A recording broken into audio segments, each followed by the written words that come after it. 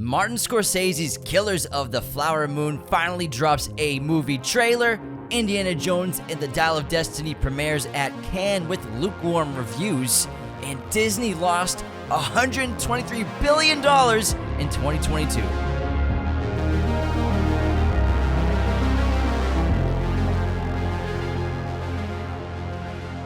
Hello, movie friends, and welcome back to Raiders of the Lost podcast, the ultimate film and TV podcast. Today is the 100th episode of Movie News! Holy crap. I can't believe we made it to 100. Me neither. And we said we were going to do something special, and we did none of it. And it's just going to be a normal episode. We were running around a lot this week, and it was... Well, we always forget how busy we are during the week. And then we're like, oh, we'll get suits. We'll, do a whole news anchor thing. And it's like, then Sunday, no time Saturday to prepare. rolled around, and we were like, oh, crap. But it is a huge milestone. It's crazy. We just started Movie News as like a fun thing of an extra episode to put into the podcast. And now it's become one of my favorite things to record every week. It's become like a constant presence in our lives of like, oh, it's Saturday. We got to record the news. The news. You have to record the news. So I'm so glad that a lot of listeners are enjoying the news and have been dedicated fans to the news. And every Sunday comes, and I know a lot of people message us like, I can't wait for the movie news on Sunday. So we really appreciate that. It's a fun aspect of having the podcast.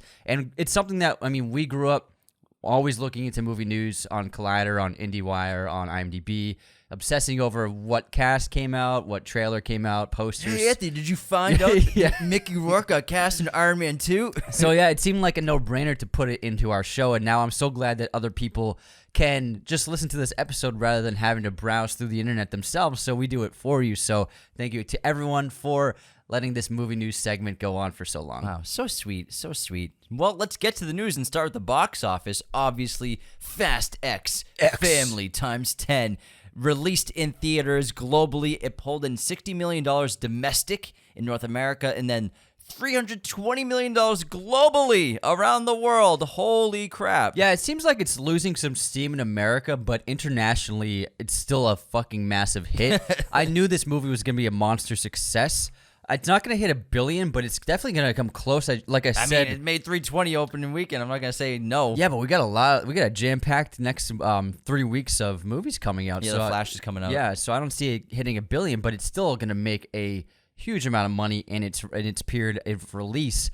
I do think that America is definitely getting a little tired of the franchise. It's the 11th film of the franchise.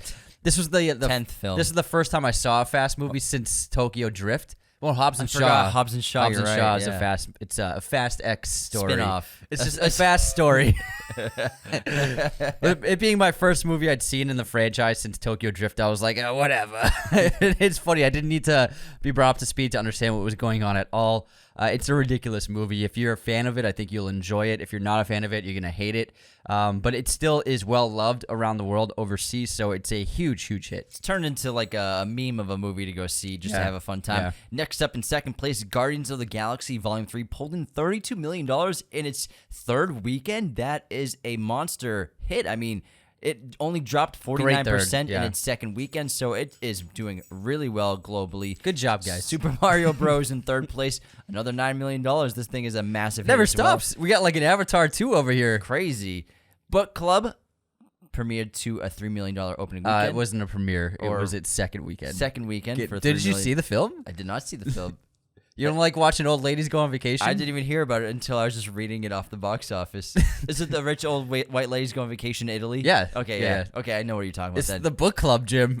And then Evil Dead Rise made $2 million in its fourth weekend, which is also very impressive. Yeah, it's closing in on $100 million total, but it might not hit that, but it's getting there. Very successful film. I think they made that for under $20 million. Mm-hmm. So what a hit for Radar. But now, let's get into the news. Our guy, Marty Scorsese, finally dropped the trailer for his movie, Killers of the Flower Moon, and it was fantastic.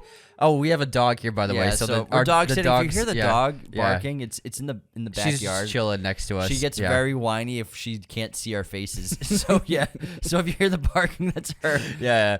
But I was really so looking forward to seeing the first footage from the film because we've only had a few stills so far.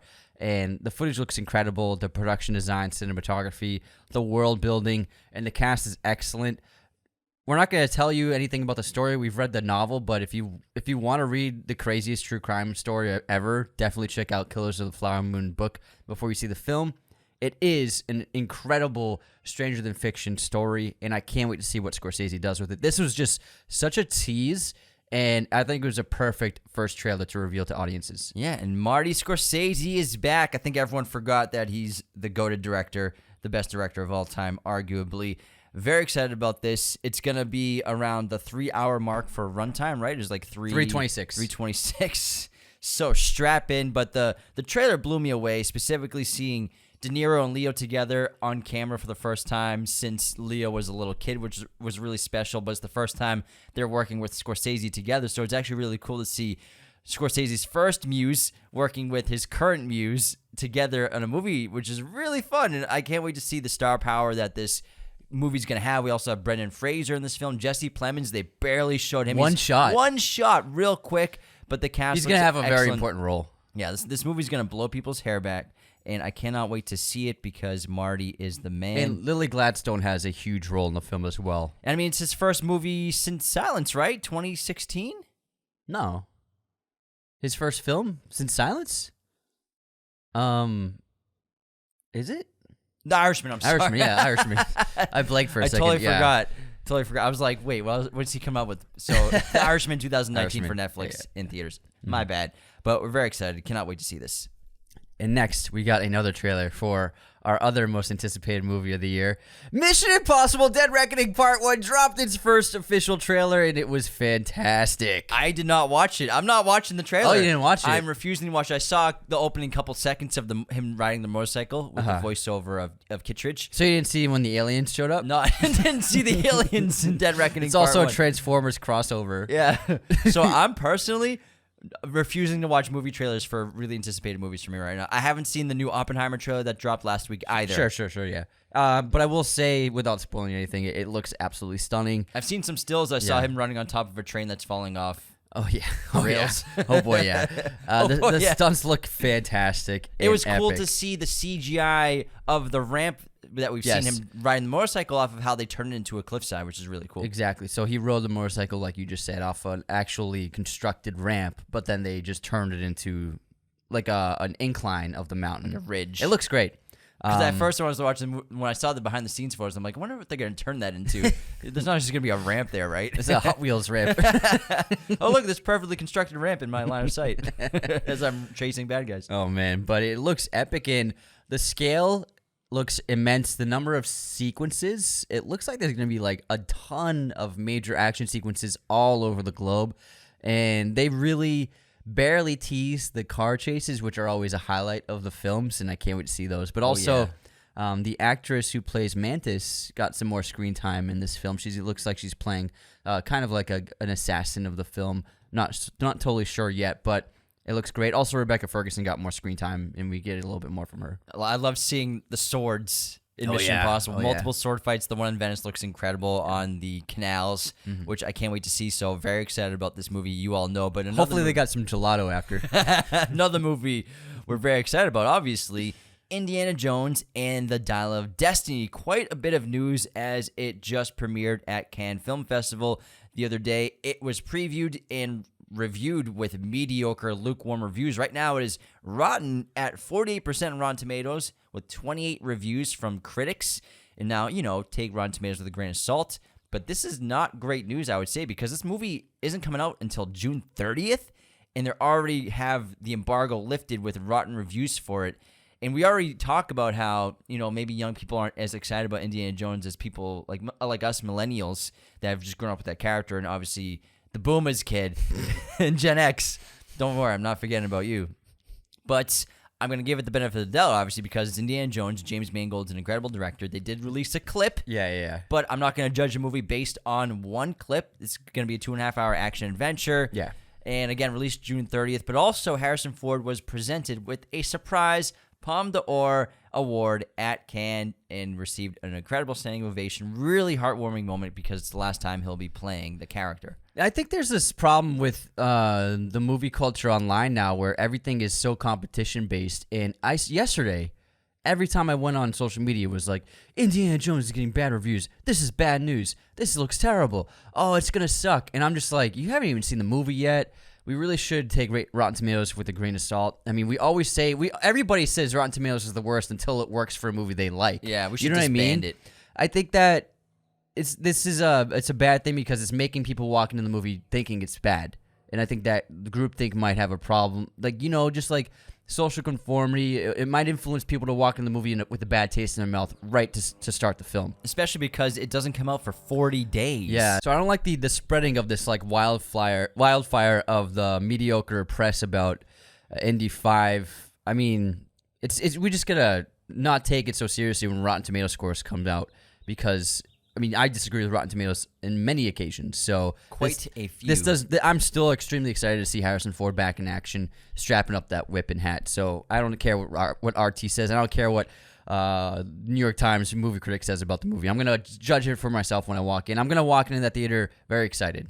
It's like people want to hate it Exactly. before it comes out. Yeah, it's silly. Fucking Indiana Jones. Let's have a good time. Come on. My goodness. Well, speaking of Disney and Indiana Jones, CEO Bob Iger has walked back the franchise comments saying that it would be the end of the road for the franchise, even though they've canceled the TV series that was going to be shot after this film. So we can assume that they're probably just going to maybe either reboot the character with a new series or new franchise. But I'm pretty sure Harrison's done, so I'm not sure what they're going to do. Maybe they're going to try to convince him to do de-aging acting. Well, I would say they keep in mind in the 90s they did a young Indiana Jones TV show. TV series, yeah. So they've already done it in the past, Lucasfilm. So I wouldn't put it past Disney to do a younger reboot of the character for TV. I would say Harrison Ford won't be returning because he is getting up there. These movies are immense projects for someone like him to undertake because when you're the lead of a huge, gigantic action blockbuster, you're working on it for a year, and it's a ton of work. And you can't ask him to do 15-hour days at his age. So I don't expect him to return, but I do expect the property, because of its value and name recognition, to be continually used in Disney. Moving on to some sad news. An update on Gladiator II. Unfortunately, Barry Keoghan has to step down from his role as Emperor Geta due to scheduling conflicts. He'll be acting in Andrea Arnold's next film instead. So that was, I believe, the film that was conflicting with the shoots for Gladiator II. She's an amazing filmmaker, Yeah. so I can't wait to see him in that film. If you've ever seen Fish Tank, definitely check that out. That was one of her early great films. And Fred Hetchinger will take his place as Emperor Geta in Gladiator II. And we have the dog walking into the studio right now, so if you can see her on camera, say hi. So Fred Hetchinger, who is he? He was in White Lotus. He was in the Fear Street Netflix trilogy horror films that came out a few years ago. So he's been acting quite a bit, and I'm sure he was probably the number 2 choice anyways in terms of his schedule working out for where they're shooting. And I'm sure that he's going to be excellent in the role as Emperor Geta. He could just be the next great star that we're just waiting to see. I mean, White Lotus is a big hit, so he's got a lot going for him. And also, Fear Street was very popular on Netflix. I've never seen him. I've never seen those projects, so I've never seen him act. But for Ridley to say yes on someone, they must have something. Because you got to remember, Joaquin Phoenix wasn't Joaquin Phoenix that we know today when he was cast as Commodus in Gladiator.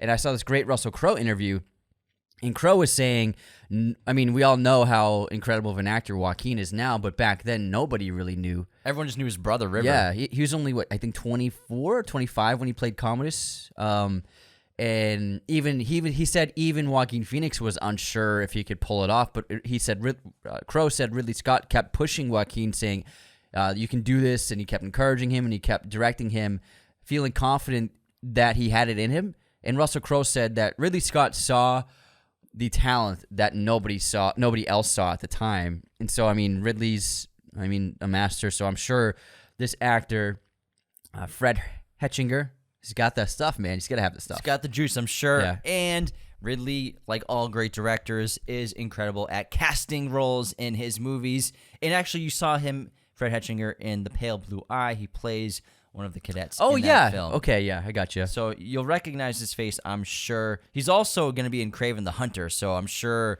that blowing he's up. about to blow up. So he's going to play Dmitry Smirdyakov, aka Chameleon. Dmitry Smirdyakov. So it sounds like he's going to play a cool character in that movie. So he's probably about to blow up, and I'm sure he's going to be terrific. It is unfortunate that Barry Keoghan, who is just on top of the world right now after his Oscar nomination, after we all know he's going to play the Joker, just a fan favorite actor right now in his age range. He's been a fan favorite. I've been a fan of his since Killing a Sacred Deer. Killing a Sacred Deer. On that guy. Absolutely. So also, in Dunkirk. Moon Knight actress May Calamawy.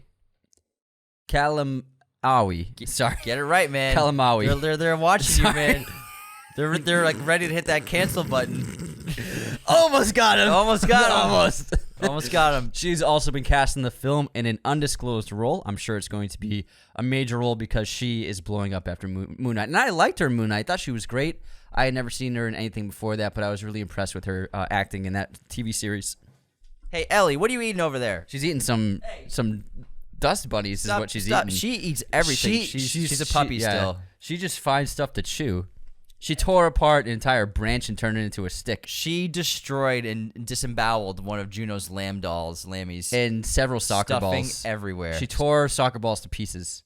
All right, let's move on. We got a lot more to talk about. Let's talk about Nolan and Oppenheimer. So he actually revealed the differences with the color sequences and scenes in the film Oppenheimer with black and white and switching to color. So he says that the scenes that are in color will be subjective and the black and white scenes will be objective. So it's going to be really interesting to see how he plays around with that color scheme based on the experience watching the film. But what's even more interesting, did you see what he talked about in terms of how he wrote it? No. So he wrote the color sequences in the first person. Oh, no way. So we got a few questions about that. So if screenplays are always written in the third person, Nolan for this film decided to write those portions of the script in the first person perspective, which that's not how it's done in screenwriting. But I mean, he's Nolan; he can do whatever the hell he wants. And so I would love to read that. Look, how cool would it be to read that script? Oh, I can't wait. When it gets released, I'll definitely get a purchase of that. There was another trailer that came out this week of a movie that was not on any of our radars.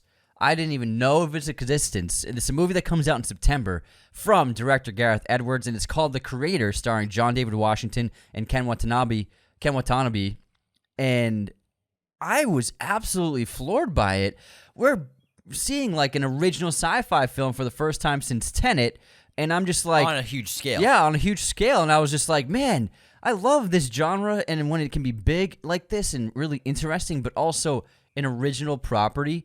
Oh my God, sign me up. It looks so good and interesting and intriguing and very culturally relevant to the world today. I am ecstatic to see this film. I can't wait for September. Gareth Edwards is an excellent director. He started off in visual effects, and then he made a movie called Monsters back in like 2014, 20, yeah, with Scoot 2012. McNairy. And so he actually was a first-time director. He was a visual effects artist before. He did all the visual effects shots on that movie. There aren't a ton, but... I mean, he did an incredible job just doing it basically by himself. And then he made Godzilla back in 2016, whatever year that one was. And then he made, no, earlier than that. Then Rogue One he made. Yeah. So he directed Rogue One. So really impressive director. Visually has his own style. And even when you watch this trailer at first, I'm like, is this a Star Wars movie that I didn't know about? Like, the ball's on Lucasfilm to have a secret Star Wars movie. I'm like, no, there's no way they do that. Then watching, I'm like, oh, wow. So then the concept looks great. There's AI that's basically going to try and potentially wipe out mankind. John David Washington plays a special ops agent, former special ops agent, who has to hunt down and take out the creator of this AI. Really interesting looking movie. Looks awesome. Can't wait. Sign me up. Original sci-fi, massive scale. Let's do it. Oh, yeah. Back to Disney. With probably the worst news Disney's had in a very long time, Disney reportedly lost $123 billion in 2022 and dropped 44% in stock price, the worst year it's had in 50 years. Now, let me repeat that. It's the worst year it's had in 50 years, and that's including 2020. Yeah, I think it was 1974 they dropped in like 54% of their stock. So, and that's insane. They dropped more in 2022 than they did in 2020 during the lockdown. Oh, yeah, absolutely. That's absurd. Massive amount. They're also making huge changes. We mentioned earlier in our last episode of Movie News, they're shelving a ton of TV shows and movies that aren't performing well. They're just taking them off Disney Plus. They're also combining Disney Plus and Hulu into one app. So What are they going to call it? it's just going to be Disney Plus. Wow. So They're putting Hulu into Disney Plus as one thing. So Hulu's just going to be in that. I wonder if Exactly. it'll be called Hulu still? They want one thing. They want one so streaming you app. click on Disney Plus, then you have Hulu's section, then Disney I Plus. believe so. Probably. We'll see how they organize it, but that's Yeah. that's what I can gather from what I've read. Because Hulu is where they put all their 20th Century Fox movies. Yes. And a lot of the rated R And movies. a lot of TV shows for adult-oriented TV shows. And also, Comcast still owns a major stake of Hulu, and Disney will be buying Comcast out of Hulu. So later this year, once that deal goes through, Disney will completely own Hulu. How much money do they have in the bank, bro? It's Disney, man. They lost $122 billion. They're still gonna buy a massive stake of a company. So yeah, they're not doing well. Also, Disney is ending the Star Wars Galactic Star Cruiser Hotel after 1 year of its enterprise. This is the hotel famously that came out last year with like a $5,200 a night price tag. Also, like they have the restaurants and like interactive role-playing employees, and it did not do well. I don't believe that. I'm sure they had a good first couple of months, but I'm sure they overestimated how many people can afford that kind of a trip. Also, we know someone who went, and I won't name who it is, but he was telling us about it. Oh yeah, And he was there for like the opening couple of weeks. They invited him, and he said that because it's very immersive and like you're part of missions and like campaigns and you have to do stuff, and you're like part of the Star Wars world, like solving mysteries and saving and stuff like that, and you're like part of these missions with characters. so there's like an itinerary. yeah, you have to. There's an itinerary that you have to follow. You have to like participate in these. You can't just like chill. No, not. I mean, there are moments where yeah, you I'm can sure, chill, yeah. but like they have actors everywhere in character, and you have to like do missions with them, and like it's supposed to be fun, but also they were telling me that like it wears off really quickly, where it's like, dude, I just want to like relax and like go to the cafe. Explore on your own. I just want to go yeah. get some food and chill and Yeah. like see some cool stuff, but then like they make you participate. So I think the immersive quality of it, they overestimated how much people would be excited about and be into, as well as the price tag's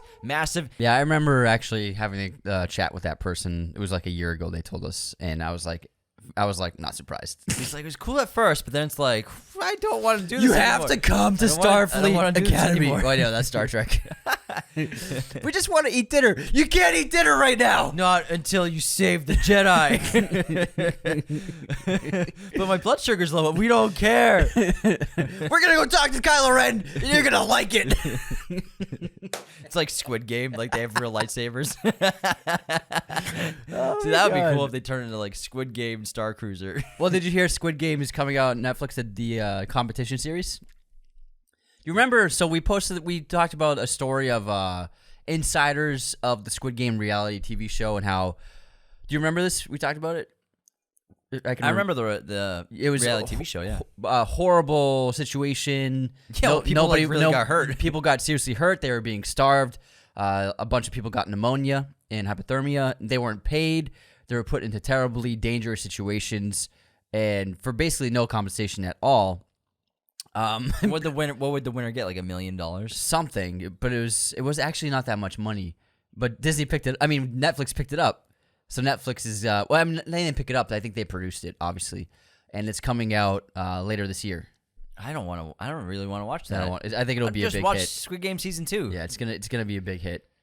So yeah, that comes out later this year. Squid Game reality TV series. They probably had to settle a lot of lawsuits. Yeah, I'm potential sure lawsuits. they did some payouts. It was like a New York Times article or something about it, or like a Hollywood Reporter article. They're probably like, the firing range was probably a bad idea. Do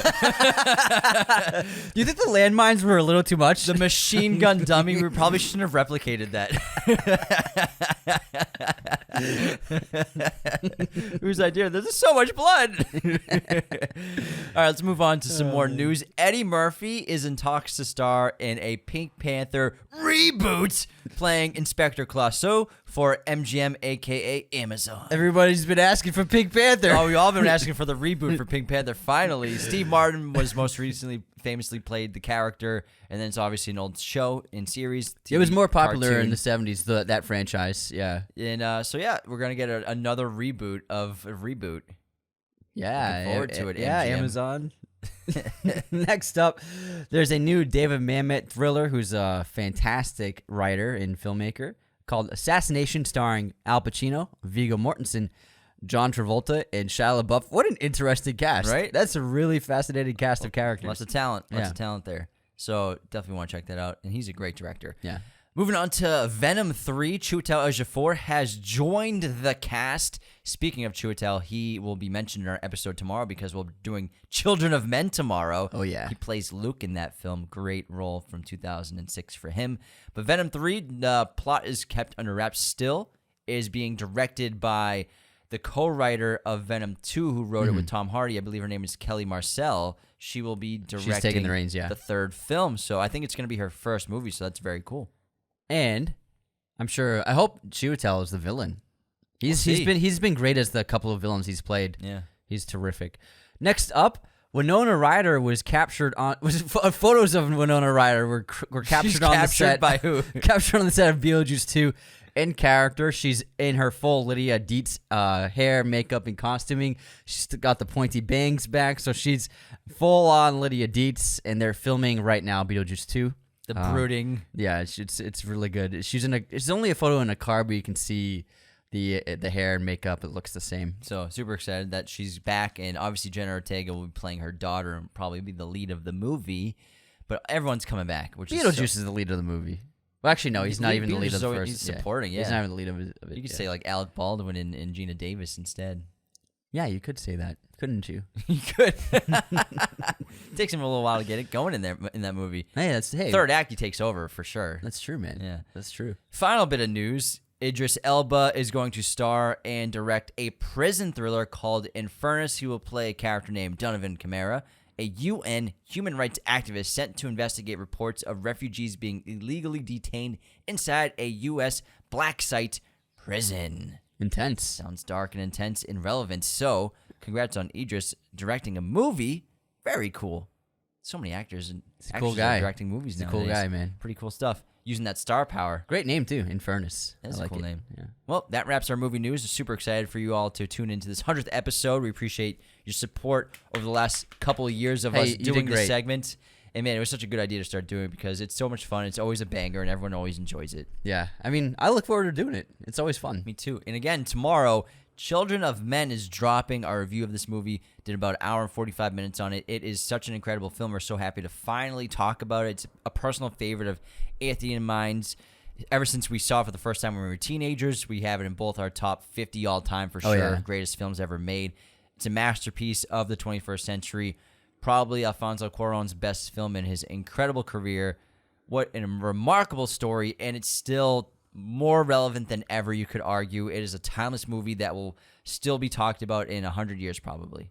And if you want, feel free to leave us a review on Apple Podcasts or a 5-star rating on Spotify. That helps us out so much. Yeah, you can leave a 5-star on both, and then Apple, you can leave that written review. We'd love to read them out on the show. It's so much fun. It makes my day. And subscribe on YouTube, obviously, if you're watching, and become a patron today at patreon.com/Raiders of the Lost Podcast. It ensures that we can do the show full time and helps Anthony get his Trader Joe's every week. Nom nom nom nom. Take care, everybody. See you next time. Thank you for watching Raiders of the Lost Podcast. Be sure to hit that subscribe button, hit the like button as well, notifications for sure. Listen to the show on Apple Podcasts, Spotify, everywhere you can listen to podcasts, and be sure to check out this other content we have on our YouTube channel.